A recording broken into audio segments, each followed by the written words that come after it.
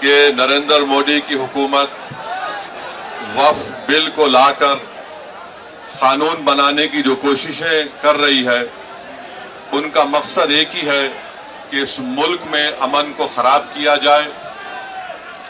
وزیر اعظم کا مقصد ایک ہی ہے کہ مسجد اور مندر کے نام پر عوام ہمیشہ لڑتے رہے، اور اس بل کا مقصد یہ نہیں ہے کہ وقف کی جائیدادوں کو مضبوط کیا جائے یا ان کی حفاظت کی جائے۔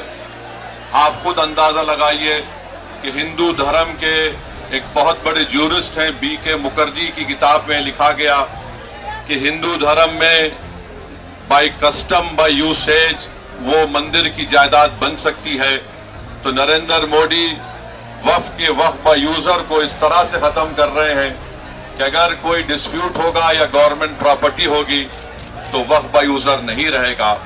دلی میں 123 وقف کی جائیدادیں ہیں جس پر دلی حکومت کا دعویٰ یہ ہے، مرکزی حکومت کا، کہ یہ گورنمنٹ کی پراپرٹی ہے۔ کلیکٹر کو اختیار دینے کا مطلب یہی ہے کہ کلیکٹر حکومت کے حق میں فیصلہ دے گا۔ جس مسجد کے امام ہمارے بھائی مولانا محب اللہ ندوی صاحب ہیں، وہاں پر مرکزی حکومت کہتی ہے کہ وہ گورنمنٹ کی پراپرٹی ہے۔ اگر کل خدا نخواستہ یہ قانون بنے گا تو کوئی بھی جا کر مرکزی حکومت کی طرف سے، دلی سرکار کی طرف سے وہاں پر ایک نوٹس لگا دے گا کہ یہ وقف کی پراپرٹی نہیں ہے۔ ہبا کو نکال رہے ہیں، ٹرانسفر آف پراپرٹی میں ہبا ہے مگر کوئی گفٹ نہیں کر سکتا وقف کی جائیداد کو۔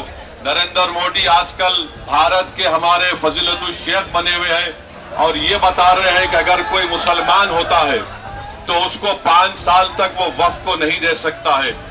یہ کہاں سے ان کو معلوم ہوا؟ کون سے فقہ کی کتاب میں لکھا گیا؟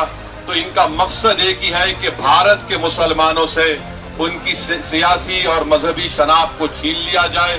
میں آپ کو بتا رہا ہوں کہ اس بل کا مقصد مسلمانوں سے مسجدوں کو چھیننا، درگاہوں کو چھیننا، قبرستانوں کو چھیننا، ایویکیو پراپرٹیز کو چھین لینا، یہ مقصد نریندر مودی کی حکومت کا ہے۔ اور ہم کوشن کر رہے ہیں چندرا بابو نائیڈو کو، ہمارے پاسوان صاحب کو اور نتیش کمار کو، یاد رکھیے دنیا جب تک قائم رہے گی، اگر آپ اس وقت نازک وقت میں اس بل کی تائید کریں گے تو آپ کو مسلمان کبھی نہیں معاف کرے گا، کیونکہ آپ کی تائید کی وجہ سے یہ بل قانون بنے گا۔